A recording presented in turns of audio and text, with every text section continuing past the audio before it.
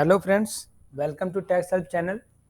तो आज हम इस वीडियो में ये देखेंगे कि अगर हमने जीएसटी एप्लीकेशन के लिए अप्लाई किया हुआ है तो उसका स्टेटस कि अभी रजिस्ट्रेशन हो गया है कि नहीं हुआ है, क्या स्टेटस है या कोई प्रॉब्लम है, वो कैसे चेक करेंगे। तो देखिए, आपको उसका स्टेटस के लिए तो आपने जब रजिस्ट्रेशन किया होगा तो वहाँ मोबाइल नंबर और ईमेल आईडी जो डाला होगा उसमें अपडेट तो आपको मिल ही जाता है। बट अगर आपको चेक करना है तो आप देखिए ऐसे चेक कर सकते हैं। सबसे पहले आप gst.gov.in वेबसाइट पे आ जाइए। आने के बाद में आपको यहाँ नीचे जाना है रजिस्टर में।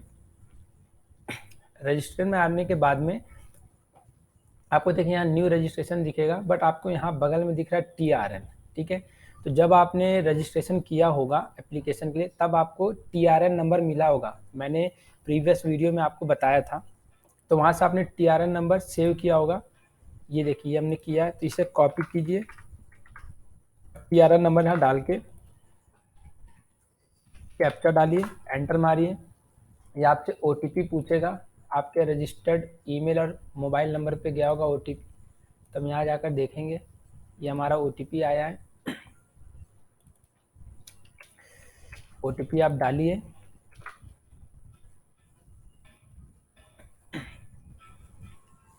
देखिए यहाँ अब आपको स्टेटस दिख जाएगा। ये आपका ARN जो था ये हमने किया हुआ था, अभी दिख रहा है पेंडिंग फॉर प्रोसेसिंग।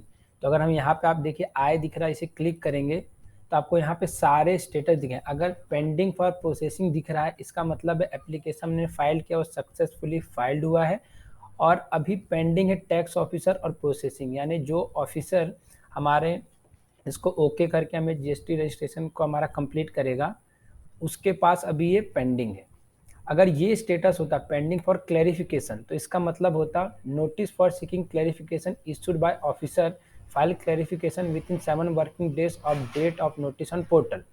इसका मतलब है कि हमारे ऑफिसर ने कुछ ना कुछ क्वेरी रेज किया हुआ है, कोई प्रॉब्लम उसको आइडेंटिफाई हुई है तो उसका वो क्लैरिफिकेशन मांग रहा है। जैसे एड्रेस के लिए कोई क्लैरिफिकेशन हो, कोई भी प्रोप्राइटर का हो सकता है, तो कोई भी प्रॉब्लम है अगर तो उसके लिए उसने हमें नोटिस भेजा हुआ है।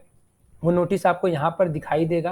अगर आप यहाँ पर भी आपको नोटिस दिखाई देगा आने के बाद में, तो आप वो नोटिस का clarification within 7 working days अगर आप दे देते हैं तो वो उसको वापस प्रोसेसिंग में ले लेगा। और अदरवाइज अगर आप ये नहीं करते हैं तो आपका रजिस्ट्रेशन कैंसिल हो सकता है। तो ये था पेंडिंग फॉर क्लैरिफिकेशन।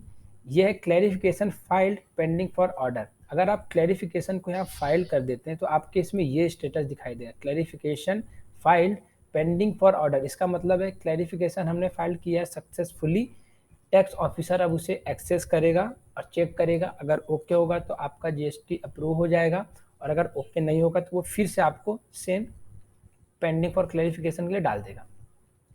ये है clarification not filed pending for order.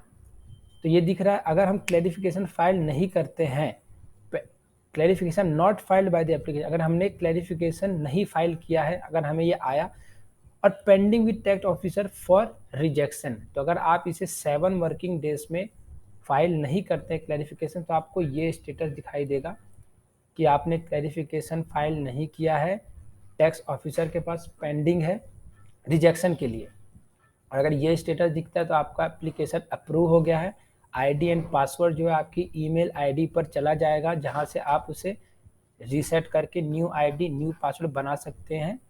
तो ये स्टेटस दिखेगा। और अगर रिजेक्टेड है तो ये आपको सीधा दिखाएगा application is rejected by the tax officer. तो इतने स्टेटस यहाँ पर शो होते हैं। I hope you understand.